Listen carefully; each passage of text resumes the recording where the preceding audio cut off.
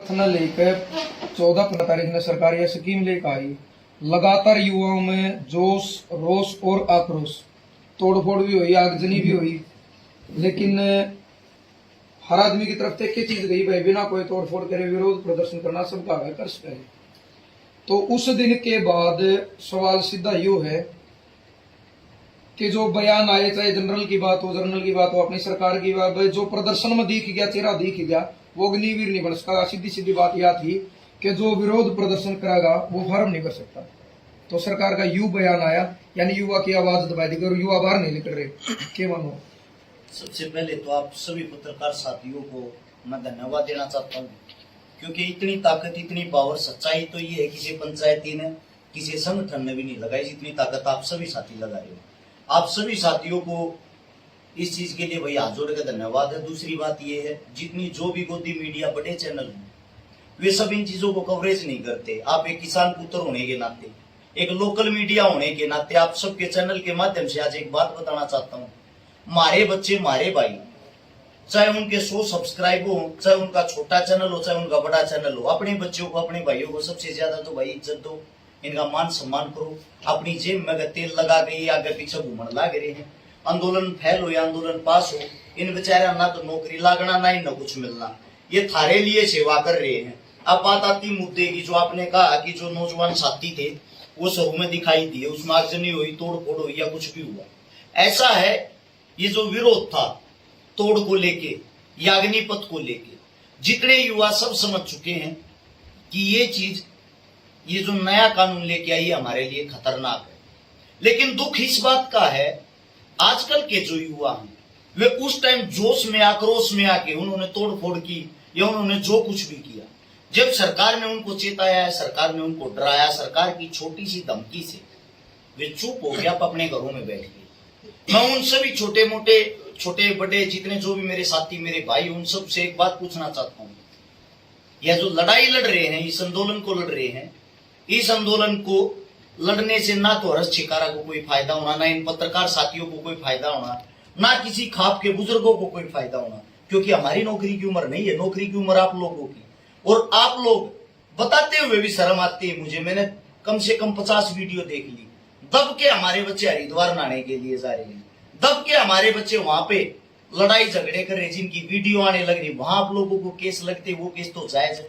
और जो केस आप अपने हकों के लिए लड़वा सकते थे वो आपके लिए नाजायज है। मतलब हरियाणा के अंदर इतने बुजदिल इंसान हो गए क्या, इतने बुजदिल युवा हो गए।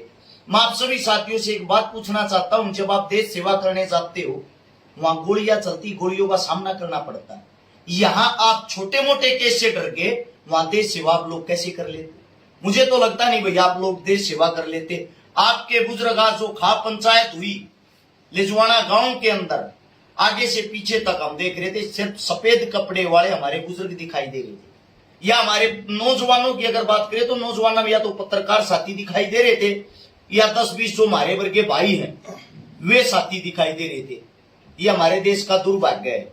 आप एक अच्छाई और सच्चाई के रास्ते पर जब चलते हो, सोशल मीडिया पे जब लाइव आते हो या सोशल मीडिया पे वीडियो देखते हो, वहां अच्छी अच्छी कमेंट करते हो, आपके साथ है, आपके साथ है, वो साथ जमीनी स्तर पे तो कहीं दिखाई नहीं देता भाई। इस कानून से मैं आप सभी साथियों से एक बात पूछना चाहता हूं, हमारे को क्या फायदा होगा? कुछ भी नहीं।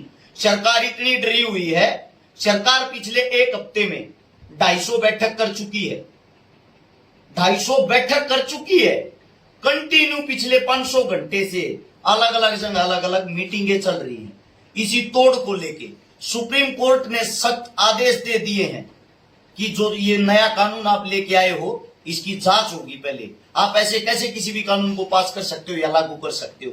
सुप्रीम कोर्ट आपके हक में, पत्रकार साथी आपके हक में, आपके बुजुर्ग आपके हक में, फिर भी आप लड़ाई नहीं लड़ रहे। ये मेरे हरियाणा का एक मत, मुझे शर्म आती बताते हुए भाई। हमारे हरियाणा के अंदर इतने संगठन, इतने ताकतवर, इतनी खापे, इतने अच्छे अच्छे इंसान हैं, फिर भी हमारे को हमारी एकता देखने को नहीं मिली। हम अब पंचायत के अंदर थे, वहां भी हमने देखा बहुत ही अच्छी पंचायत लजवाना गांव की। पहले तो मैं उस सरदारी को सैल्यूट करता हूं, आप लोगों ने इतना अच्छा खाने का, पीने का, बैठने का प्रबंध कर रखा था, सबको इतना मान सम्मान दिया, हमारे जैसे बच्चों को भी बोलने का मौका दिया। आप सभी का दिल की गहराई से धन्यवाद। लेकिन दुख एक बात का है, जब आप मुद्दे की बात पे करते हो, जो भी संगठनों के आदमी प्रधान, वे सिर्फ उस मुद्दे से आप लोगों को दूर ले जाके अपनी बातें रखने लग जाते। मैंने ये किया, मैंने वो किया, हमारे संगठन ने ये किया। मैं ये कहना चाहता हूं, मुद्दे के टाइम पे मुद्दे की बातें ही अच्छी लगती है। हम इकट्ठे हुए थे बच्चों के लिए, हम इकट्ठे हुए थे अग्निपथ को लिए लेके। हमने पैदल यात्रा इसलिए शुरू करी थी, अपने घरों से बच्चे निकले, बच्चों का डर दूर हो। लेकिन बच्चों का डर कहां दूर हो, कहीं भी नहीं।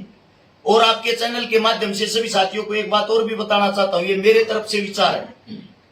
पंचायत के अंदर शांतिपूर्वक तरीके से पंचायत की जो समाप्ति हुई वो इस चीज को लेके हुई है कि दोनों बच्चों को श्रद्धांजलि देनी थी। श्रद्धांजलि के साथ साथ सभी से एक उम्मीद करनी थी, तोड़ फोड़ ना करे। आप लोगों का जो आंदोलन है, जिस भी तरीके से नौजवान साथी जारी रखेंगे, आपके बुजुर्ग आपके साथ हैं, लेकिन नौजवान साथी बाहर तो निकले। अपने ही कुछ साथी सापला, आपको पता होगा, धरने पे बैठे हुए हैं। क्या कोई साथी उनको कवरेज कर रहा? क्या कोई साथी उनको दिखा रहा? अगर कोई दिखा रहा तो मैं उन सभी साथियों को बता देना चाहता हूं, वे भी आप लोगों के लिए लड़ रहे हैं। आपके भाई अपना घर छोड़ के बाहर निकले थे तो शाम से चल के आज भी वही बैठे, उन्होंने कसम खाई थी हम जब तक घर नहीं जाएंगे, जब तक तोड़ वापिस नहीं होगा। एक छोटी सी डिमांड सरकार को, मोदी साहब को, खट्टर साहब को, अगर आप ये चाहते हो कि हम अग्निपथ लागू करेंगे, हम आपका स्वागत करते हैं। लेकिन हमारी भी छोटी छोटी जो डिमांडें हैं, वैसे तो मेरे साथी मेरे भाई अपने घरों में बैठ गए, लेकिन आप अपने घरों में बैठ के आवाज तो उठा सकते हो, घर से तो आंदोलन लड़ सकते हो। ये दो चीजें तो मान लो, आपके लिए जीवन में हो सकता फायदा हो जाए। पत्रकार साथियों से भी ये उम्मीद है, ये जो दो चीजें आप लोगों को बताने जा रहा हूं, इसको ज्यादा से ज्यादा दिखाया जाए। मांग नंबर 1, अग्निपथ जो 4 साल के लिए आप लेकर आ रहे हो, हम उसका स्वागत करते हैं। आपका दुनिया समर्थन भी करेगी, सिर्फ एक बदलाव करते हैं, 18 से 21 साल के जो बच्चे हैं उनको तो आप परमानेंट जॉब पे रखो। 25 से 40 साल जिन बच्चों की उम्र जो ओवर एज हो चुके हैं, 4 साल के नाम के उनको रख लो। जिनकी उम्र जा चुकी है 25 से 40 साल जिनकी उम्र है, जो बेरोजगार हैं, वे कहां जाएंगे? आप उनको 4 साल के नाम के रख लो, और उसके बाद जो भी आपने 25% आदमियों को पक्का करना है वो उनके अंदर से कर दो। और 18 से जो 21 साल की उम्र है, उन बच्चों को आप परमानेंट फौजी लो। इससे दूसरी जो अपनी डिमांड है, जो ये मेरी खुद की अपनी सोच है, व्यक्तिगत राय बता रहा हूं, आप लोगों को अच्छा लगता है तो इस चीज को शेयर करके आगे बढ़ा सकते हो। दूसरी बात, जो भारतीय जनता पार्टी है, जिसको बीजेपी कहते हैं, उसने विपक्ष को बिल्कुल खत्म कर दिया है। विपक्ष में चाहे कोई भी हो, विपक्ष वाले में इतनी हिम्मत नहीं वो अपना सांस निकाल दे। लेकिन भाई हम आजाद हैं, हम फ्रीडम फाइटर हैं। आप सभी साथियों से मैं एक बात कहना चाहता हूं, आप तो कम से कम जो सरकार गलत कर रही उसका विरोध करो। विपक्ष आप ही हो, कोई और नहीं है। एक मेरी ये आप सबसे विनती है, जितने भी भारतीय जनता पार्टी के कार्यकर्ता, इनके साथ जुड़े हुए इंसान, जब तक आपका अग्निपथ वापिस नहीं होता है, आप उस इंसानों का विरोध करें अपने घर में बैठ के। ना तो उनको कोई अपने घर में घुसने देगा, ना उनको कोई अपने गांव में घुसने देगा, ना उनको कोई अपने पास बैठाएगा, ना आप उनके पास जाओगे। हम भी देखते हैं ये आपके पास कैसे वोट मांगने आते हैं, आपके पास किस हक से भाईचारा रखने के लिए आते हैं। खट्टर साहब ने कहा कि 4 साल बाद गारंटीड नौकरी देवांगे। आप समझदार पत्रकार साथी हो मेरे, मैं आपको फॉलो भी करता हूं। मैं आपसे एक बात पूछना चाहता हूं भ्राता श्री, 4 साल के बाद खट्टर साहब की गारंटी कौन लेगा? कौन मोड़ मार के देगा कि दोबारा सीएम बनेगा? उनका कार्यकाल 2024 तक का है। अगर उसके बाद वो सीएम नहीं बने, क्या इस बात को लिख के दे सकते हैं? ये तो पहले भी आपके सामने है। एक बार चौटाला सरकार ने हरियाणा पुलिस में जब जवान लिए थे, जिस वक्त हुड्डा सरकार आई, सबसे पहले उन पर गाज गिरी, उनको बाहर निकाल दिया। फिर हुड्डा सरकार ने जो अब हरियाणा पुलिस में लिए थे, अब भारतीय जनता पार्टी की जो सरकार आई है उनको बाहर निकालने लग रही है, और निकाल भी दिया। अब आगे आने वाली जरूरी थोड़ी यही सरकार है, क्या पता कोई और सरकार आ जाए। कोई और सरकार जब आएगी, इन अग्निवीरों को बाहर निकाल दिया और ये बोल दिया जिन्होंने आपको लिख के दिया था वही नौकरी देंगे, उन्हीं के पास चले जाओ। फिर क्या करेंगे ये साथी? फिर भी आंदोलन करेंगे रोडा पे आकर। हम ये चाहते हैं कम से कम अपनी भूड, अपनी बेइज्जती कराने से पहले ही आंदोलन कर लो।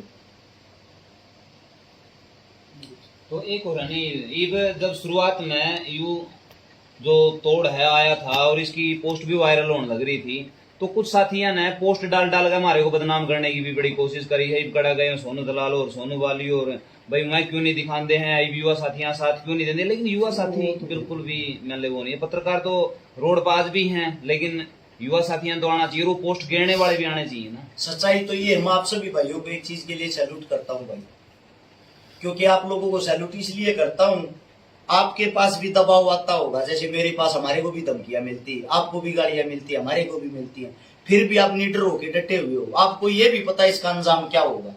अगर ये आंदोलन सफल हो गया तो हो सकता है आपको दो चार आदमी वाहवाही दे दे। अगर ये आंदोलन असफल हो गया, वही आदमी आपको गालियां भी देंगे, वही आदमी आपका विरोध भी करेंगे और साथ में आपको टैग भी करेंगे कि अब कहां चला गया पत्रकार साहब। लेकिन फिर भी आप बिना झुके बिना डरे इतने अच्छे तरीके से अपने हरियाणा की जो आपने आवाज बुलंद की, अपने युवाओं की आवाज बुलंद की है, अपने खाप पंचायतों के सरदारों की आवाज बुलंद की है, भाई साहब ये करना कोई छोटा काम नहीं है। आप सरकार के भी दुश्मन हो, आप पक्ष के भी दुश्मन हो, आप विपक्ष के भी दुश्मन हो, और फिर भी आप काम करते हो। आपकी सोच को सैल्यूट है।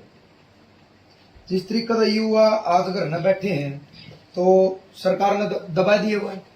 सरकार ने वैकेंसी भी निकाल दी, उसका 4 महीने के अंदर अंदर ज्वाइनिंग भी हो जाएगी, तो यू लागू हो गया अगली बात। फिर किस तरीके का मतलब विरोध अपने आप रुकेगा फिर, तो अगर ज्वाइनिंग होगी तो। देखो बड़ी चीज ये है, आपकी बात जायज है, बच्चे फार्म भर भी रहे हैं। हम इस चीज का ये भी नहीं कहते किसी को कि हम किसी को रोकेंगे भैया फार्म ना भरो, क्योंकि नौकरियां पहले ही बहुत कम है। लेकिन मैं उन साथियों से एक बात पूछना चाहता हूं, जिस गंद में आप कूद रहे हो, 4 साल के बाद आपको लात मार के जब बाहर निकाल लेंगे, उस वक्त आपके पास रास्ता क्या होगा? क्या 4 साल में जो आप कमा के लाओगे उसमें आपका जीवन पूरा हो जाएगा क्या? मैंने पहले भी बताई, मैं आज फिर बताना चाहता हूं। एक गौर से इस बात को सुनना, 30,000 रुपए सरकार पर मंथ आपको तनख्वाह देगी। कैश 21,000, कैश 21,000, 9,000 रुपये कटेंगे, 10 मान लो 10 कटेंगे, 20,000 बच गए। 20,000 में गए दलाल भाई, आपको भी पता है 10,000 रुपए पर्सनल आदमी का खर्चा हो जाए महीने में। नौकरी लगने के बाद 100 भी बढ़ जाएगी। 10,000 का खर्चा परिवार का भी हो जाए। उसकी जेब में 1 रुपये बच्चे, वे 10 जो कटल ना करी। उसने नौकरी करी 12 चौक 48 महीने। 48 महीने में उस इंसान ने रुपये कमाए 4,80,000। जब वो 4,80,000 रुपए कमाओगा तो आप क्या सोचते हो घर लेके आएगा? वो बिल्कुल नहीं लेके आएगा। क्यों नहीं लेके आएगा? क्योंकि उस टाइम पे चमचागिरी और ज्यादा बढ़ जाएगी। वो सरकार की चमचागिरी करेगा, अपने नेता की चमचागिरी करेगा, अपने अफसर की। पता क्यों? उसको उन 25% वालों में पक्का होना है। पक्का होने के लिए वो रिश्वत देगा, पक्का होने के लिए वो उनका चमचा बनेगा, वो देश का सिपाही नहीं बनेगा। जो 75% घर आओगे, कहीं ना कहीं एक चीज पक्की होगी, जो 75 घर आएंगे समाज में ताने दिए जाओगे कि तेरे अंदर काबिलियत नहीं थी, तू 25 में जाओ है, तो फौजी नहीं कहूंगा। ये 100% बात है, उनको ताने मिलेंगे। इतना अच्छा होता तो तू तेरी गिनती 25% में होती। और ये बात सत्यता, ये बात उनको फेस भी करनी पड़ेगी, उनको उस टाइम पे फील भी होगी। लेकिन उनके पास उस टाइम कोई ऑप्शन नहीं होगा। फिर आप जैसे हमारे जैसे पता है क्या कहेंगे? तुम्हारे लिए लड़ रहे थे तब कहां थे भाई? तब तो तुम चूड़िया पहन के अपने घरों में बैठ गए। कई कोचिंग सेंटर भी ऐसे जिन्होंने इतना दबाव डाल दिया है, जो सरकार के साथ डायरेक्ट संबंध बनाते हैं, सरकार की थाली में खाते हैं। उनका सिर्फ यही काम है, वो लोगों को, बच्चों को, युवा बच्चों को बहलाते फुसलाते हैं, बेटा 4 साल की कर लो, या भी नहीं मिलेगी फिर कड़ा जाओगे। ये लोगों की सोच है, छोटी मानसिकता। आप सभी साथियों को बता दूं, भारत देश के अंदर 1 करोड़ सरकारी पद खाली है। जो 1 करोड़ सरकारी पद खाली हैं, उनके लिए आप लोग हर साल फार्म भरते हो। आपके फार्मों से ही जो भर्तियां कैंसिल कर देते हैं, ये भर्ती आएगी नहीं, फार्म भरती है, फिर उसमें कैंसिल करते हैं। लेकिन जो फार्म का पैसा लगता है, जो फीस कटती है, उससे सरकार हर साल 1,300 करोड़ रुपए कमाती है। 1,300 करोड़, इतने रुपए में उन लोगों को रोजगार भी दे सकती, तनख्वाह भी। और जो 1 करोड़ पद है, ये भी मैं आप सभी साथियों को बता दूं, गारंटी देता हूं, जब 2023 आएगा, ये पता लग जाएगा चुनाव का 1 साल रहेगा, धड़ाधड़ भर्तियां निकलेंगी, धड़ाधड़। क्योंकि वे सिर्फ ये दिखाना चाहते हैं पीछे के 4 साल के कार्यकाल को लोग भूल जाए, और ये जो लॉलीपॉप है इसको याद रखें। कम से कम अब तो आंखें खोल लो मेरे साथियों, मेरे भाइयों। यह लड़ाई हिंदुस्तान की है, खाली एक अग्निपथ की नहीं है। जो राजनीति वाला मैटर है, एक एमपीएमएल खतर भी कर देनी चाहिए, करके एक बार ही इलेक्शन लड़ सके, उसके बाद नहीं लड़ सकता, उसकी पेंशन बंद कर देनी चाहिए। मैं आपकी बात से सहमत हूं, लेकिन एमपीएमएलए तो खुद ये करने लग रहे हैं। उन्होंने तो खुद मीटिंग करी, मीटिंग में ये कहा है कि हमारी पेंशन बढ़ाई जाए। अब एक बात सोच के देखो, उनको सरकार कितनी सुविधाएं देती है। एमएलए तो एक ही बनता है, उसके परिवार का इलाज फ्री, उसके परिवार का घूमना फिरना फ्री, ट्रेन की टिकट फ्री, पायलट की टिकट फ्री, सब कुछ उनके लिए फ्री। क्यों भाई? एमएलए तो मैं बना हूं, तो मेरा जो परिवार है उसको किस लिए सुविधाएं?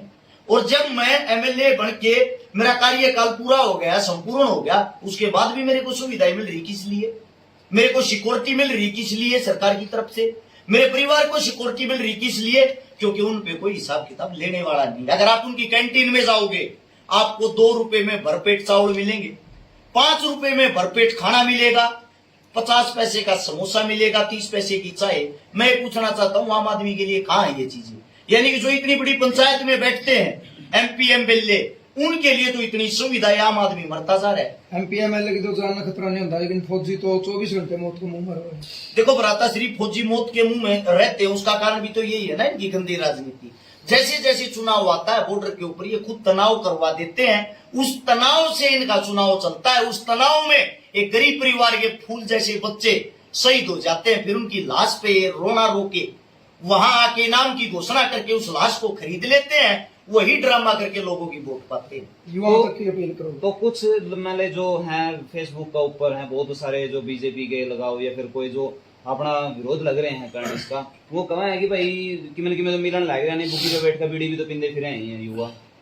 देखो भाई, छोटी सोच के आदमी छोटी बातें करेंगे, क्योंकि उनकी सोच इतनी, इससे बाहर उनकी सोच जा नहीं सकती। बग्गी वाली बात वो एक रहेगा जो बग्गी को खुद बैठने होगा उनके बीच में। और युवा साथियों के लिए यही संदेश है भाई, आप घर से बाहर नहीं निकल रहे, आप कहीं भी अपने लिए कुछ नहीं कर पा रहे, अरे कम से कम घर बैठ कर भगवान ने आपको सोशल मीडिया दी है, भगवान ने आपको मुखबर दिया है। ये जो भाजपा पार्टी आपके घर घर पहुंच रही है, आपकी जेब में जो फोन डालते हो ना, ये फोन इन्होंने इसीलिए सस्ते करे थे, आपकी जेब तक फोन पहुंच जा। फिर इन्होंने इसीलिए फ्री नेट किया, आपकी जेब तक जो आपका भारतीय जनता पार्टी उसका प्रचार पहुंच जा। उसका प्रचार करने के लिए आपकी जेब में फोन दे दिए। अब सोशल मीडिया पे इन लोगों ने अपना कब्जा कर लिया है। कम से कम आपके पास भी एक ऑप्शन है, उस चीज का फायदा उठाएं। आप भी अपनी आवाज, अपनी बात रख सकते हो, अपनी चीजें बुलंद कर सकते हो। अरे कम से कम इस सोशल मीडिया पे तो बोलना शुरू कर लो। आज एक रस शिकारा आप लोगों को बोल के बता रहा है, मेरे साथ में बैठे 20 पत्रकार साथी मेरे को कवर कर रहे हैं। हो सकता आने वाले समय में मेरे जैसे 1000 साथी और बोलने लगे, 100% क्रांति आओगी और आपको कवर करने वाले नए 1 लाख भाई और आएंगे, तो क्रांति यहां से भी शुरू हो सकती है। पॉजिटिव सोच के कम से कम घर पे बैठ के तो इस आंदोलन को आगे बढ़ा लो। सभी साथियों का धन्यवाद।